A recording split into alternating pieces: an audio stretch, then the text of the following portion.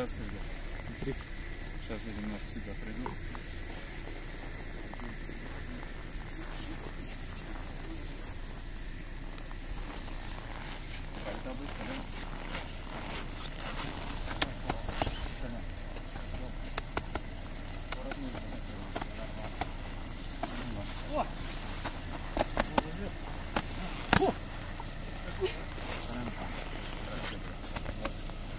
Огромное спасибо моей жене и маме, которые, благодаря им я только выжил, благодаря их стараниям, благодаря их терпению, благодаря их помощи я смог весь этот ад пройти.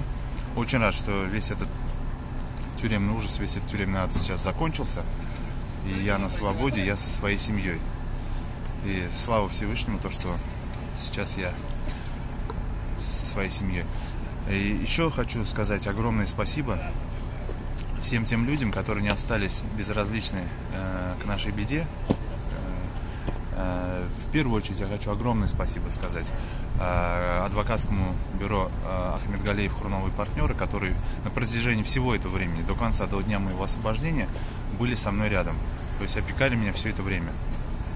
Также хочу отдельное спасибо огромное сказать это правозащитному центру «Мемориал», всем другим правозащитникам, которых я просто сейчас называть не хочу, чтобы не обращать на них лишнее внимание. Может быть, я не хочу им чем-то навредить. Вот.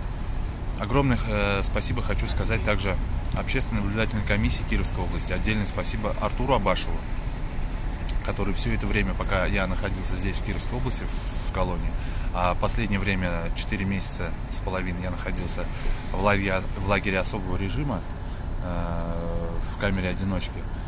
Так вот, эти ребята меня опекали, и фактически благодаря им меня просто там не съели, грубо говоря. Я очень рада, что мы забрали Даниса. Мы прошли очень долгий, тяжелый путь. Всем нам было очень тяжело. Это для нас своего рода очень тяжелое испытание.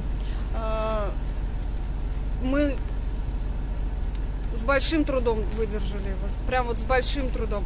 Наконец-то мы его забрали. До сих пор не верится, конечно, пока домой не приедем, пока детей не обнимем, до сих пор не верится.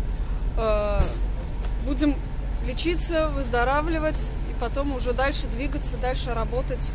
То есть руки опускать не будем, жизнь продолжается, мы идем вперед.